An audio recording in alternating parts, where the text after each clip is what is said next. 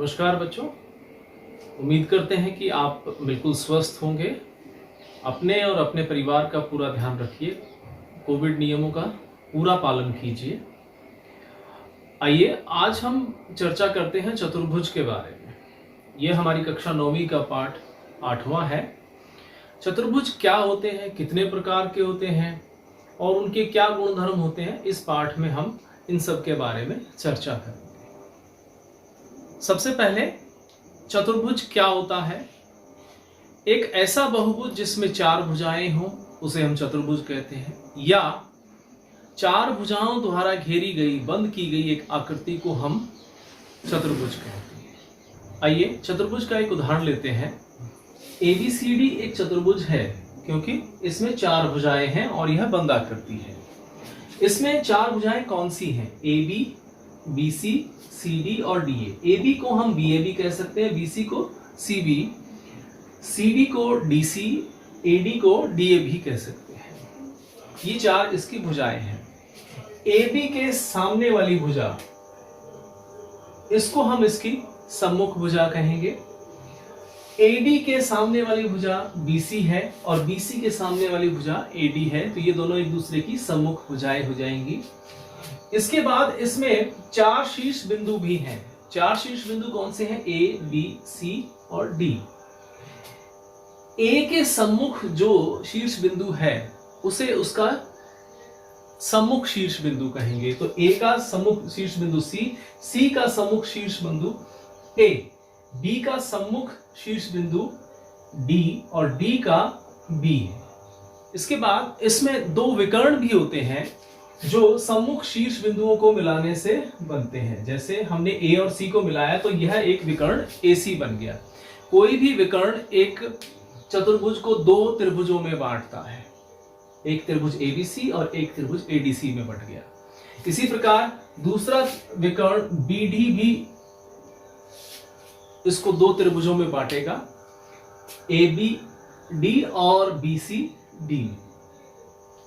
इसके बाद इसमें 4 कोण बनते हैं, A पर, B पर, C पर और D पर।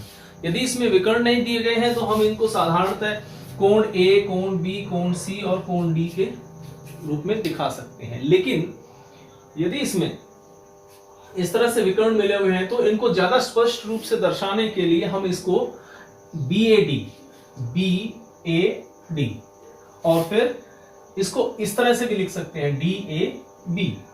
ठीक इसी तरह से कोण B को हम ABC और CBA लिख सकते हैं, कोण C को BCB और DCB लिख सकते हैं, कोण D को ADC और CDA लिख सकते हैं। क्योंकि हम जानते हैं एक चतुर्भुज का एक विकर्ण इसको 2 त्रिभुजों में बांट देता है। एक त्रिभुज के तीनों कोणों का योग 180 होता है, ये हम पिछली कक्षा में पढ़ के आए हैं। इसके बाद दूसरे त्रिभुज के भी कोणों का योग 180 हो जाएगा, तो इसमें इसके चारों कोणों, चतुर्भुज के चारों कोणों का योग 2 त्रिभुजों के कोणों के योग के बराबर हो जाएगा, यानी कि 180 और 180 360 के बराबर। अब बात करते हैं चतुर्भुजों के प्रकार के बारे में। चतुर्भुजों के प्रकार को समझने के लिए हमें समानांतर भुजाओं, समान भुजाओं और संलग्न भुजाओं, संलग्न का अर्थ है कि एक शीर्ष बिंदु से निकलने वाली 2 भुजाएं, जैसे ये शीर्ष बिंदु है, इस शीर्ष बिंदु से निकलने वाली 2 भुजाएं संलग्न होगी। इस शीर्ष बिंदु से निकलने वाली 2 भुजाएं, ये दोनों संलग्न भुजाएं होंगी। तो 2 संलग्न भुजाओं के बीच बने हुए कोण, समानांतर रेखाएं और समान भुजाएं, ये 3 महत्वपूर्ण बिंदु हैं जिनके आधार पर हम चतुर्भुजों का वर्गीकरण करेंगे। आइए अब इस चीज को समझते हैं।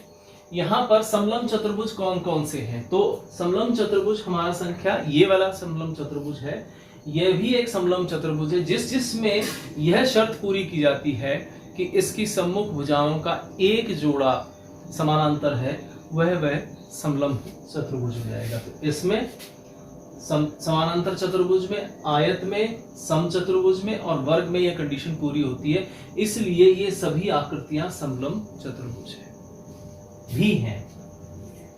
इसके बाद समानांतर चतुर्भुज। समानांतर चतुर्भुज में यह शर्त होती है कि उसकी सम्मुख भुजाओं के दोनों जोड़े समानांतर होते हैं। यह दोनों भुजाएं समानांतर होंगी और ये दोनों भुजाएं समानांतर होंगी। तो यह वाली शर्त इसमें भी पूरी होती है, आयत में, समचतुर्भुज में और वर्ग में भी पूरी होती है। अर्थात ये तीनों आकृतियां यानी कि आयत, समचतुर्भुज और वर्ग भी समानांतर चतुर्भुज होते हैं। इसके बाद है आयत। आयत में यह कंडीशन होती है कि इसकी सम्मुख भुजाएं समानांतर होती हैं, ये भुजा इसके समानांतर, यह भुजा इसके समानांतर, और संलग्न भुजाओं के बीच का कोण 90 डिग्री का होता है। तो ये शर्तें, तीनों शर्तें इसमें वर्ग में भी पूरी होती हैं, इसलिए हम कह सकते हैं वर्ग भी एक आयत है।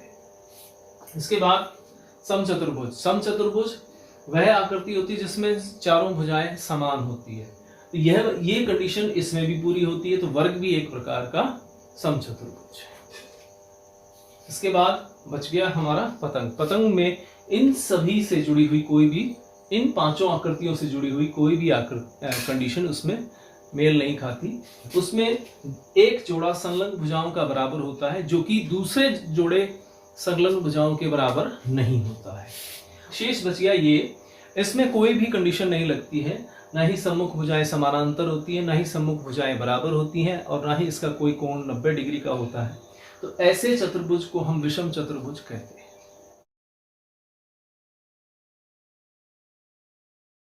अब हम देखते हैं कि एक समानांतर चतुर्भुज में क्या क्या विशेषताएं, क्या क्या गुण होते हैं।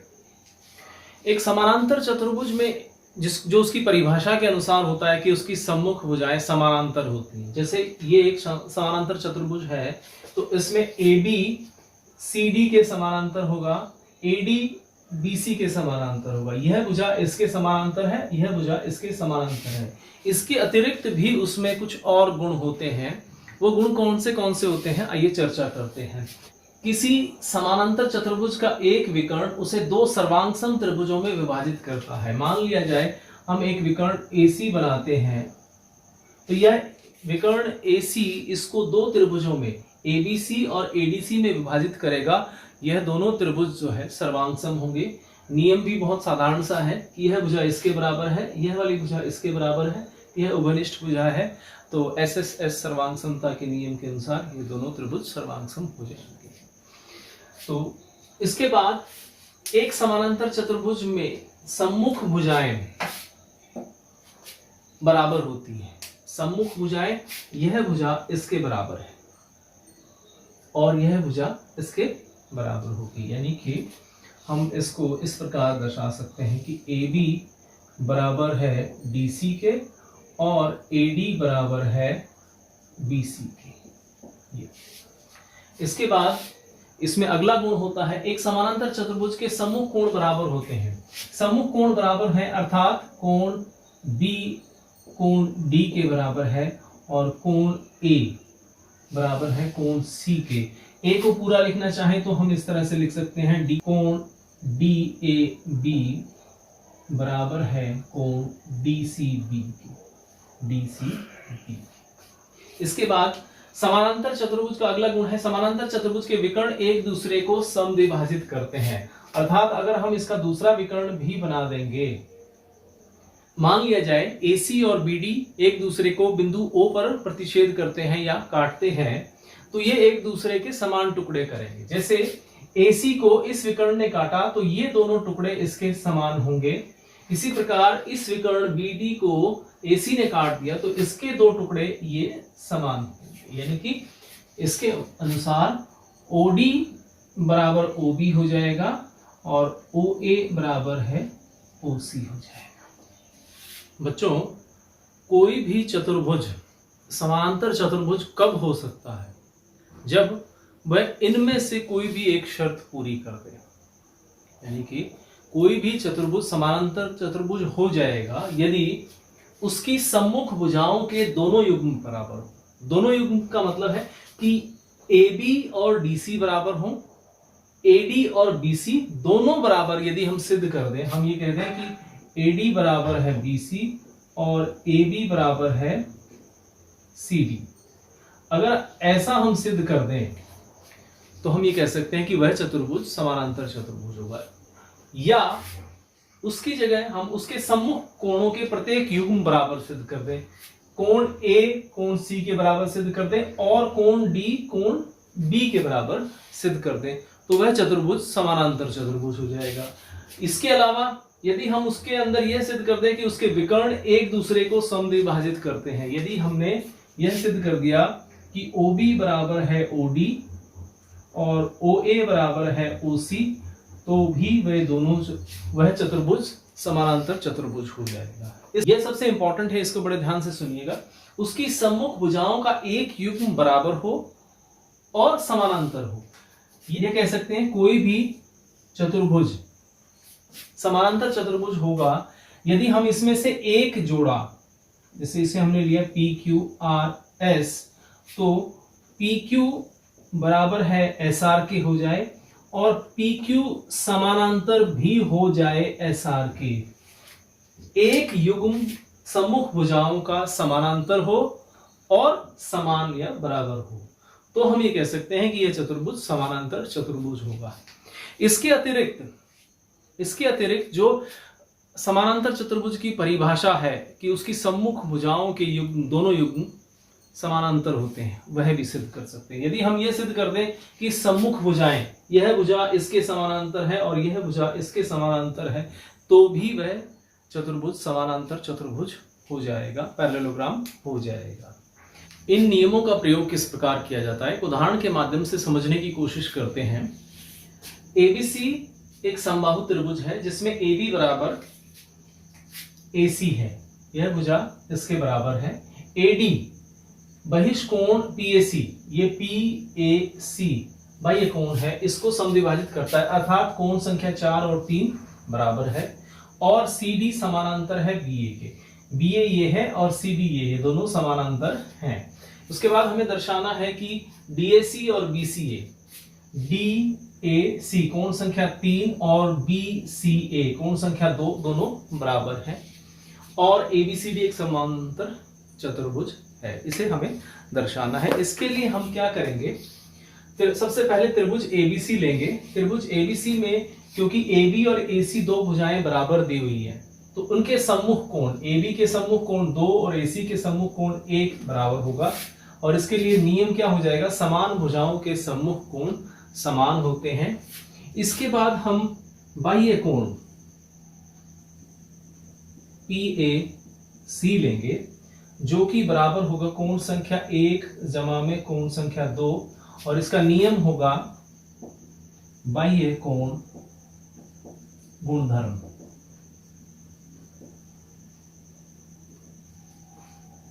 एक्सटीरियर एंगल प्रॉपर्टी, जिसके अनुसार ये दोनों बराबर हो, इन दोनों के योग के बराबर है। लेकिन क्योंकि कोण 1 कोण 2 के बराबर है, यह हमने ऊपर सिद्ध किया है, तो हम इसको 1 की जगह हम कोण 2 लिख सकते हैं और इधर कोण 2 हो जाएगा, तो ये हो जाएगा 2 गुना कोण 2। इधर PAC भी 2 बराबर भागों में बटा हुआ है, 4 और 3 जो कि बराबर है, तो PAC को हम लिख सकते हैं कोण 4 जमा में कोण 3। लेकिन कोण 4 3 के बराबर दिया हुआ है, जिसलिए हम इसको इस प्रकार लिख देंगे, कोण 3 जमा कोण 3 हो जाएगा 2 गुना कोण 3, ये हो जाएगा 2 गुना कोण 2 के बराबर, 2 से 2 कट गया, अर्थात 3 बराबर है 2 के, कोण 3 कोण 2 के बराबर आ गए। ये हमने पहला भाग सिद्ध कर दिया, जिसमें हम लिख देंगे कोण 3 है DAC और कोण 2 है BCA। ये हमने पहला भाग सिद्ध कर दिया। अभी हमें इसे समानांतर चतुर्भुज सिद्ध करना है, क्योंकि यह कोण इस कोण के बराबर है। यदि ऐसा हो कि यह कोण इसके बराबर हो, तो हम ये कह सकते हैं कि AD समानांतर है BC के, कारण क्योंकि ये दोनों एकांतर कोण बराबर है, एकांतर कोण बराबर है। और AD समानांतर BC के है, दूसरा CD समानांतर BA के है। इन दोनों बातों से हम क्या कह सकते हैं कि ABCD एक समानांतर चतुर्भुज है। नियम क्या हो जाएगा? नियम हो जाएगा, यदि किसी चतुर्भुज के दो सम्मुख भुजाओं के युग्म, यह भुजा इसके समानांतर हो गई, यह भुजा इसके समानांतर दी गई थी, तो यह चतुर्भुज समानांतर चतुर्भुज हो जाएगा। आइए एक और उदाहरण लेते हैं। दो समांतर रेखाओं L और M को एक तिर्यक रेखा P प्रतिच्छेद करती है। दर्शाइए कि अंतःकोणों के समद्विभाजकों से बना चतुर्भुज एक आयत है। ये दो L और M, ये दोनों रेखा समानांतर रेखाएं हैं। इनको एक तिर्यक रेखा P प्रतिच्छेद करती है बिंदु A और C पर। इनके बने हुए इन कोणों को समद्विभाजित करते हैं, जैसे BA, DA, BC, DC इनको समद्विभाजित करती है। हम इनको नाम लिखने की बजाय हम इनको कोणों को संख्या दे देते हैं, जैसे 1 2 3 4 5 6।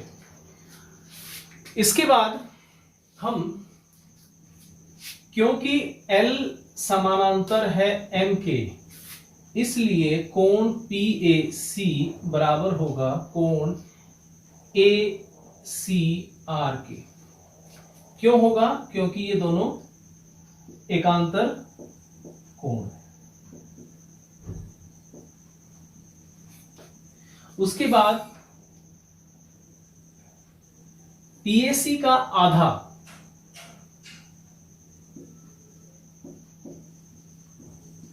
और कोण ACR का आधा, वो भी बराबर होगा।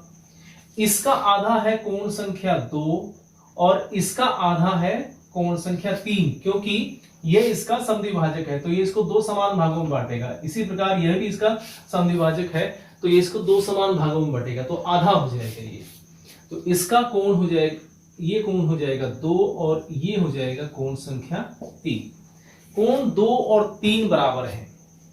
अब कोण 2 और कोण 3 बराबर है। यदि ये दोनों बराबर हैं तो हम यह एक तिर्यक रेखा है और इन दोनों रेखाओं ने ये कोण बनाए हैं, तो हम ये कह सकते हैं कि यह रेखा और यह रेखा समानांतर होगी, क्योंकि इनके एकांतर कोण समान है। इसलिए हम कह सकते हैं कि BA जो है वो समानांतर हो गई CD के। क्यों? क्योंकि इनके अंत एकांतर कोण बराबर है।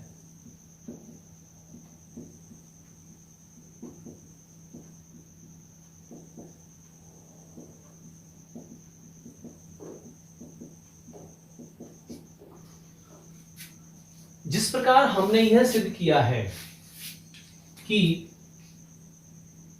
यह रेखा इसके समानांतर है, ठीक उसी प्रकार हम यह भी सिद्ध कर सकते हैं कि BC और AD भी समानांतर है। बिल्कुल इसी प्रकार हम सिद्ध कर देंगे।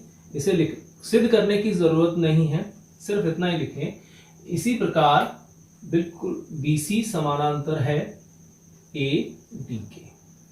यदि हम इस पॉइंट नंबर 1 और पॉइंट नंबर 2 को देखें तो यह इसके समानांतर है और यह इसके समानांतर है, यह इसके समानांतर है और यह इसके समानांतर है। इसका अर्थ यह हुआ, किसी चतुर्भुज की सम्मुख भुजाएं समानांतर हो तो वह चतुर्भुज समांतर चतुर्भुज हो जाता है। तो इस तरह से हम कह सकते हैं कि ABCD एक समांतर चतुर्भुज है।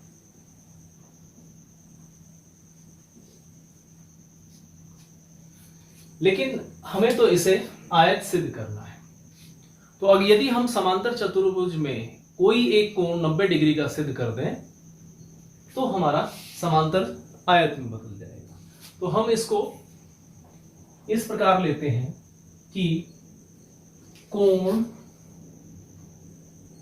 PAC जमा में कोण ACQ बराबर है 180 डिग्री।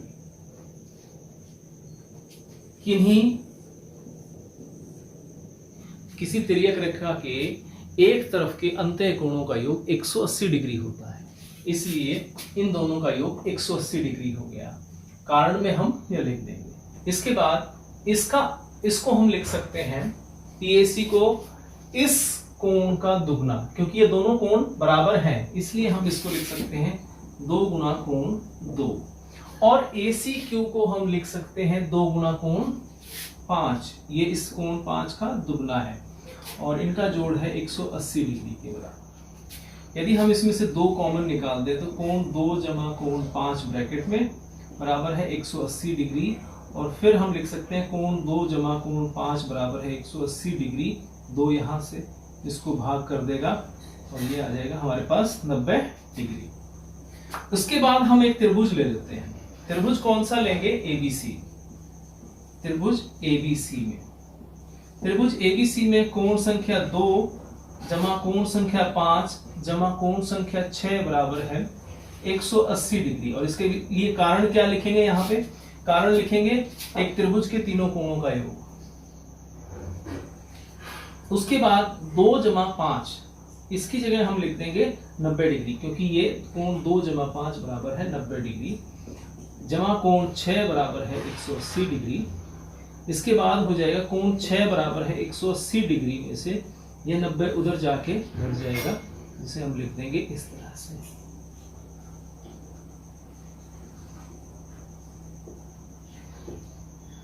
अब क्योंकि ABCD एक समांतर चतुर्भुज है और उसका एक कोण 6, कोण संख्या 6 या B कह दें, यह 90 डिग्री का है, इसलिए हम कह सकते हैं कि ABCD एक आयत है।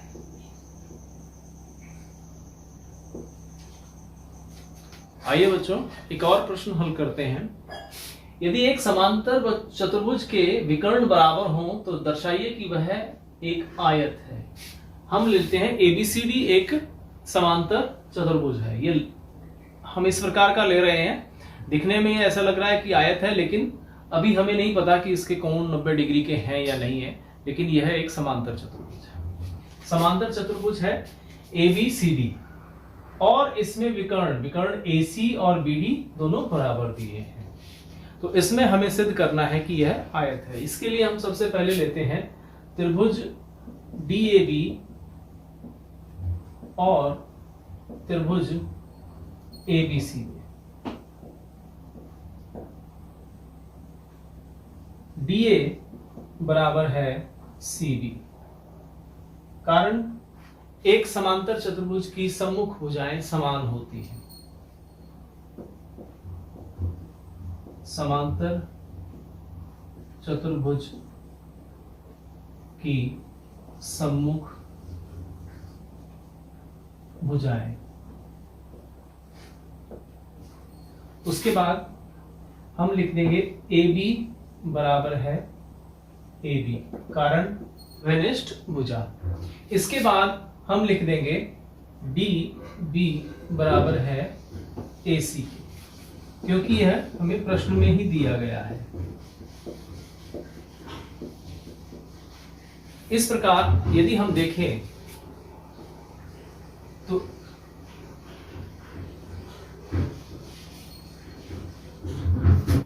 यदि हम इन त्रिभुजों को देखें DAB और CBA को, DAB और CBA, यह भुजा इसके बराबर, ये दोनों में उभयनिष्ठ हो गई और यह भुजा इसके बराबर दी गई। तो दोनों त्रिभुजों की तीनों भुजाएं आपस में समान हैं, इसलिए हम कह सकते हैं कि त्रिभुज DAB सर्वांग सम होगा त्रिभुज CBA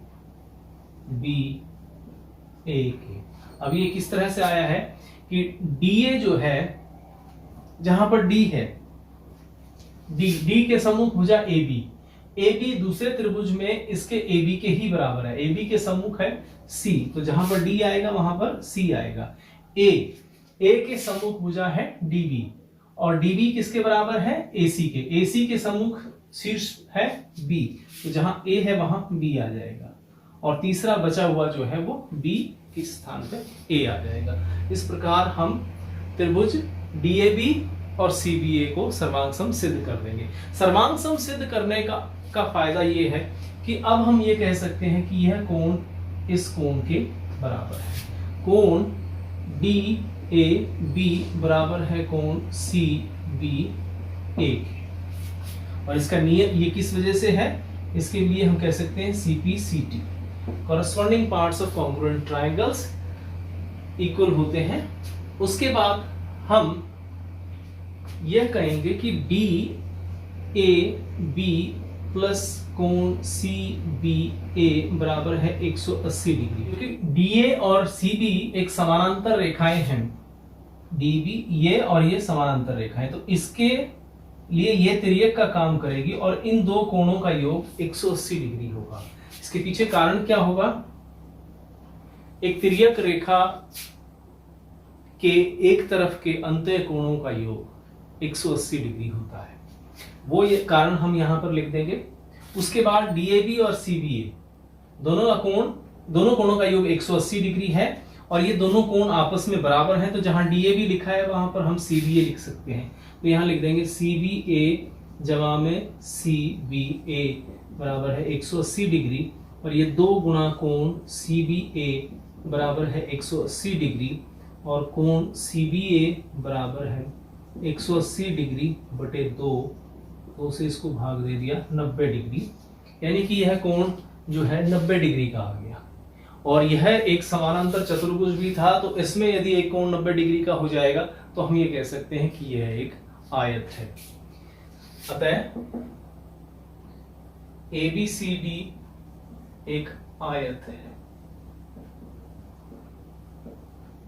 और इसके पीछे कारण यह हो जाएगा कि समानांतर चतुर्भुज में यदि एक कोण 90 डिग्री का हो जाए तो वह आयत होता है।